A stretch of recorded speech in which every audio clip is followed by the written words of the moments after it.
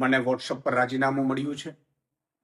મારે વાતથી નથી, પરંતુ એટલું ચોક્કસ કહીશ કે રાજુ કરપડાએ હળદરથી લઈ અને જે મુદ્દાઓ ખેડૂતોને ઉઠાવ્યા, હળદરમાં એક ખેડૂતોને ઉમ્મીદ પણ જાગી. રાજુ કરપડા, પ્રવીણ રામ અને 86 જેટલા લોકો ઉપર ભાજપે અત્યાચાર કર્યો, ભાજપે ખોટા કેસો કર્યા, ભાજપે ડરાવવાની કોશિશ કરી, ભાજપે ખેડૂતો ઉપર પણ માર માર્યો. અને ત્યાર પછી પણ આ ખેડૂતોમાં અને ખેડૂત નેતાઓમાં જોમ અને જુસ્સો રહ્યો. એમણે ખૂબ મહેનત કરી છે ખેડૂતોને લઈને. કઈ મજબૂરી હશે એ હજી મારે જાણી નથી શકાયું, પરંતુ એટલું ચોક્કસ કહીશ કે એમણે ખેડૂતો માટે અને ખેડૂતો માટે વ્યવસ્થિત ભાવ મળે, ભાજપ જે અત્યાચાર કરે છે, ભાજપ જે લૂંટ ચલાવે છે, એપીએમસીમાં લૂંટ ચલાવે છે, એને લઈને એમણે ખૂબ આંદોલનો કર્યા, મહેનત કરી. અને એટલે ખેડૂતો અને આમ આદમી પાર્ટી હંમેશા રાજુભાઈને ખૂબ સમર્થન પણ રહ્યું, ખેડૂતોનું પણ સમર્થન રહ્યું. અને આમ આદમી પાર્ટીએ પણ તમે જોયું હશે કે હળદર કાંડ પછી ભગવત માનજી અને અરવિંદ કેજરીવાલ સાહેબ સુદામડામાં સભા કરી. ખેડૂતો લગભગ 50,000થી વધુ ખેડૂતો એકઠા થયા. ભાજપ એટલું ડરી ગયું હળદર કાંડ પછી, અને સુદામડામાં સભા થઈ એટલે 10,000 કરોડનું પેકેજ આમ આદમી પાર્ટીના લડવૈયા યોદ્ધાઓના કારણે મળ્યું. પ્રવીણ રામ હોય, રમેશ મેરો, તમામ લોકો.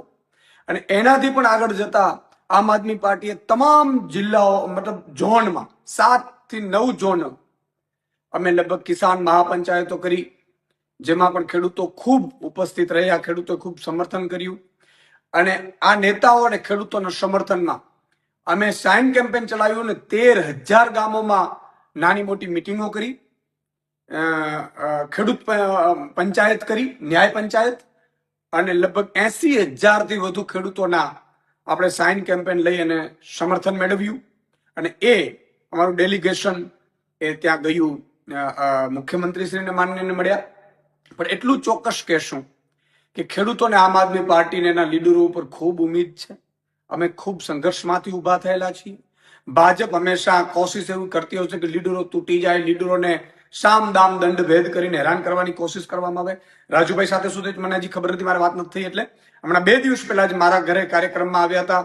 મેં લગભગ તમામ ખેડૂતો અને ખેડૂત નેતાઓનું અહીંયા 10-12 હજાર લોકોની વચ્ચે સન્માન પણ કર્યું હતું. યોદ્ધાઓનું, ખેડૂતો પણ ઉપસ્થિત રહ્યા હતા. અને ખેડૂતોને પણ ખૂબ મોટી ઉમ્મીદ છે આમ આદમી પાર્ટીને એના નેતાઓ ઉપર, એના સંઘર્ષ ઉપર. એટલે કોઈ મજબૂરી નહીં, ખબર નથી, પરંતુ ભાજપ હંમેશા કોશિશ આવું કરતું રહ્યું છે. તમે જો આ પહેલા પણ કેટલાય નેતાઓ જોઈન્ટ થયા, પણ ભાજપ કોઈ ના કોઈ રીતે એને તોડવાની કોશિશ કરે, એને ડેમેજ કરવાની કોશિશ કરે, એને હેરાન કરવાની કોશિશ કરે. જેલમાં પણ અત્યાચાર આ ખેડૂત નેતાઓ ઉપર કરવાનું ભાજપ ચૂક્યું નહોતું.